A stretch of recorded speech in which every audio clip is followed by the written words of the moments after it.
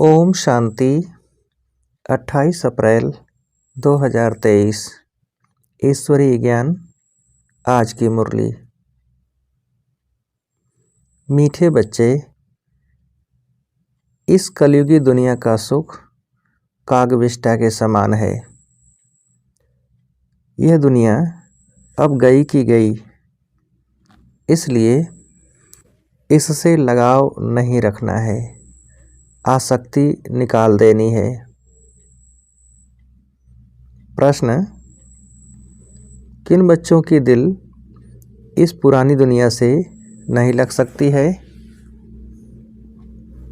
उत्तर: जो आज्ञाकारी, वफादार, निश्चय बुद्धि बच्चे हैं, उनकी दिल इस पुरानी दुनिया से लग नहीं सकती, क्योंकि उनकी बुद्धि में रहता यह तो विनाश हुई की हुई। यह तिलस्म यानी कि जादू का खेल है, माया का भभका है। इसका अब विनाश होना ही है। डैम फटेंगे, अर्थक्वेक होगी, सागर धरनी को हप करेगा। यह सब होना है। Nothing new. Sweet home, sweet राजधानी याद है तो इस दुनिया से दिल नहीं लग सकती। गीत जिसका साथी है भगवान। ओम शांति। यह निश्चय के ऊपर गीत है। जब बाप का बनते हैं, वह बाप आते हैं तो वह आकर हमारा साथी बनते हैं। बच्चे जानते हैं बाप जब आते हैं तब ही विनाश के तूफान होते हैं। बाप आते हैं पुरानी दुनिया को खलास कर नई दुनिया स्थापन करने। अर्थक्वेक होगी, समुद्र नीचे से धरती को खा जाएगा, बरसात ऊपर से धरती को खा जाएगी। यह सब होना ही है। गीत तो उन्होंने ऐसे ही बैठ बनाए हैं। तुम ब्राह्मण कुलभूषण बच्चे जानते हो बरोबर पुरानी दुनिया का विनाश होना है।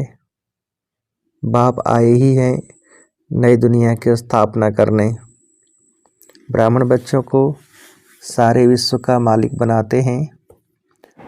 पुरानी दुनिया का विनाश कराए फिर सारे विश्व की राजाई बच्चों को वर्षे में देते हैं। तुम जानते हो बाप से नए विश्व के मालिक बने का वर्षा मिलता है। यह पुरानी विश्व तो कोई काम की नहीं है। मनुष्य समझते हैं अब तो स्वर्ग बनता जा रहा है, परंतु यह सब है माया का भभका। सब चीज़ मुलम्मे की है, सारा राज्य मुलम्मे का है। रुणि के पानी यानी मृग तृष्णा समान है। इसमें मनुष्य खुश होते हैं। आगे जब मुसलमानों का राज्य था तो यह एरोप्लेन, मोटरें आदि थोड़े ही थी। यह सब माया का भभका है। कितने प्लान्स बनाते हैं, बच्चे जानते हैं यह सब विनाश होने हैं। अर्थक्वेक होगी, यह डैम्स आदि सब पानी ही पानी कर देंगे। मनुष्य समझते हैं इससे सुख मिलेगा, परंतु इन सब से दुख ही मिलेगा। यह एरोप्लेन भी दुखदाई बन पड़ेंगे, बम्स गिराएंगे। तो बच्चे यह सब बातें भूल जाते हैं, इसलिए पुरानी दुनिया में दिल लग जाती है। जो बाप के आज्ञाकारी, वफादार, पूरे मददगार बनते हैं, पक्के निश्चय बुद्धि हैं, वह तो जानते हैं कि कुछ भी हो यह कोई नई बात नहीं है। यह तो अनेक बार पुरानी दुनिया का विनाश हुआ है, सो अब होना है जरूर। वह समझते हैं बहुत नई नई चीज़ें बन रही हैं, स्वर्ग बन रहा है। और तुम बच्चे सिर्फ जानते हो यह तो तिलस्म यानी कि जादू का खेल है, जैसे कोई पुराने सोने को रंग रूप लगाकर चमकदार बना देते हैं, वैसे इस पुरानी दुनिया को भी रंग रूप देकर चमकदार बनाने के सब तरफ प्लान्स बनाते रहते हैं। उनको यह पता ही नहीं है कि विनाश होना है। यह तो तुम ब्राह्मण ही जानते हो कि यह पुरानी दुनिया विनाश होनी है। मनुष्य तो कह देते हैं कि यह पुरानी दुनिया विनाश होगी, फिर नई दुनिया भगवान आकर स्थापन करेंगे। पहले ब्रह्मा को रचेंगे, फिर उनसे मनुष्य सृष्टि पैदा होगी। सो तो पता नहीं कब होगा। यह सिर्फ तुम बच्चों को बाप बैठ समझाते हैं। भगवान की है श्रीमत। अब श्रीमत जब कहा जाता है तो जरूर समझना चाहिए यह तो ऊंच भगवान की ही मत है। श्रीमत ब्रह्मा की व विष्णु की नहीं कहते हैं। भगवान आकर ब्रह्मातन से श्रीमत कैसे देते हैं यह मनुष्य नहीं जानते हैं। वह समझते नहीं ब्रह्मा फिर नीचे कैसे आता है। वह तो है सूक्ष्मतनवासी। तो इन सब बातों को न जानने के कारण श्री कृष्ण का नाम दे दिया है। ऐसे भी नहीं हो सकता कि श्री कृष्ण का कोई साधारण रूप है जिसमें परमात्मा प्रवेश करते हैं। यह बातें कोई नहीं जानते। बाप कहते हैं हमारे भी बहुत गुरु किए हुए थे, परंतु कुछ पता नहीं था। भूले हुए थे कि श्रीमत किसकी है। श्रेष्ठ ते श्रेष्ठ तो है निराकार, उनकी ही श्रीमत है। शिवाय नमः कहते हैं ना, उनकी महिमा अपरम अपार है। इन बातों को तुम बच्चे ही जानते हो। यह सब बातें किसको बुद्धि में बिठाने में कितनी मेहनत लगती है। अब भक्तों को भगवान की मत चाहिए। यह तो ड्रामा में नूद है। गीता के भगवान ने आकर भक्तों को मत दी है, तो भक्तों का उद्धार कैसे हो। भक्त फिर कह देते हैं भगवान सर्वव्यापी है, भक्त ही भगवान है। तो बताओ उन्हों का क्या हाल होगा। अब बाप बैठ समझाते हैं कि भगवान एक है, वह आते ही हैं भक्तों की रक्षा करने। इस समय मनुष्य सब रावण की शोक वाटिका में है। कोई भी मनुष्य साधु संत आदि रक्षा नहीं कर सकते हैं। भक्तों की रक्षा भगवान को करनी है। मनुष्य यह नहीं जानते हैं कि हम पतित दुनिया नरक में निवास कर रहे हैं। पावन दुनिया स्वर्ग को कहा जाता है। यह बातें समझेंगे फिर भी कोटों में कोई कल पहले वाले सिकिलधे बच्चे ही आएंगे। कल्प कल्प तुम सिकिलधे बनते हो, फिर कोई तो पूरा बनते हैं, कोई को तो माया कच्चा ही खा जाती है। बाप को याद न करने से झट विकार आ जाते हैं। पहला पहला विकार देह अहंकार आया तो फिर औरों की भी चेष्टा होगी। इसलिए बाप कहते हैं देही अभिमानी बनो, क्योंकि सबको वापस जाना है। यहाँ तो दुख ही दुख है। कलयुगी दुनिया का सुख कागविष्ठा के समान है। यह तो सन्यासी भी कहते हैं और तुम भी समझते हो। नरक और स्वर्ग को तुम बच्चे जानते हो। नरक में तो कोई सुख नहीं। नरक में कोई से भी लगाव रखना अपना पद भ्रष्ट करना है। कोई भी चीज में आसक्ति नहीं रखनी है। समझाना चाहिए यह तो पुरानी दुनिया खत्म होने वाली है। यह दुनिया कोई काम की नहीं है। पहले पहले देह अभिमान आने से उनके साथ दिल लगती है। देही अभिमानी फिर इस पुरानी दुनिया से जैसे उपराम रहेंगे। वह होता है हद का वैराग्य। यह है बेहद का वैराग्य। हम इस पुरानी दुनिया को भूलते हैं। यह बिल्कुल ही दुख देने वाली है। इनसे बाकी थोड़ा सा काम लेना है, यह गई की गई। बाकी 2 घड़ी के हम मेहमान हैं। तो ब्राह्मण ही कहते हैं कि हम पुरानी दुनिया में 2 घड़ी के मेहमान हैं। हम अपने स्वीट होम, स्वीट राजधानी में आकर सुख भोगेंगे। अब हमको जाना है। यह पुरानी दुनिया कब्रिस्तान होनी है, इसलिए देह सहित सब कुछ भूल जाना है। यह शरीर पुरानी जुत्ती है, इसको अब छोड़ना है। योग में रहना है। योग में रहने से आयु बढ़ेगी, तो हम बाप से वर्षा लेंगे। देह अभिमानी की आयु बढ़ नहीं सकती, उनका देह से प्यार हो जाता है। कोई का शरीर अच्छा है तो देह से प्यार होता है। अच्छी रीति मलते रहेंगे, जैसे बर्तन मले जाते हैं। जितना तुम योग में रहेंगे उतना आत्मा प्योर होती जाएगी, फिर लायक बनेंगे नया बर्तन लेने के। हम शरीर को भल कितना भी साबुन, वैसलीन, पाउडर आदि लगाएं, फिर भी पुराना शरीर है ना। पुराने मकान को कितना भी मरम्मत करो तो भी जैसे खंडहर है, तो यह शरीर भी ऐसे है। अपने से ऐसी ऐसी बातें करेंगे तब बाप और वर्षे से दिल लगेगी, और कोई चीज़ से दिल नहीं लगानी है।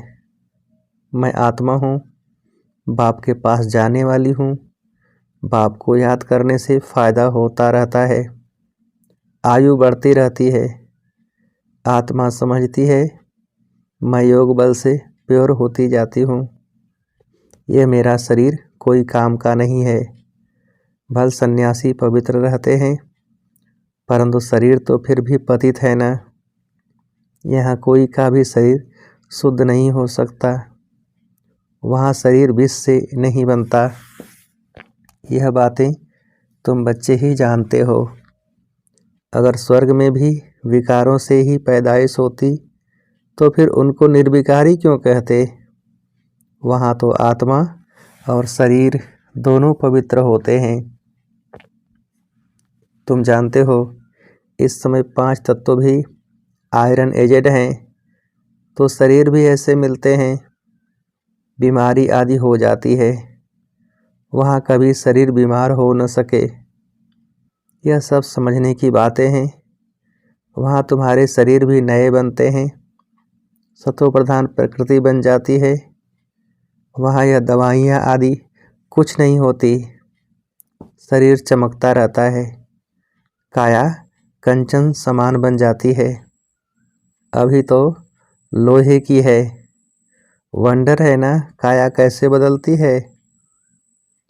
कोई पालिश तो नहीं की जाती है, काया एकदम कंचन समान हो जाती है।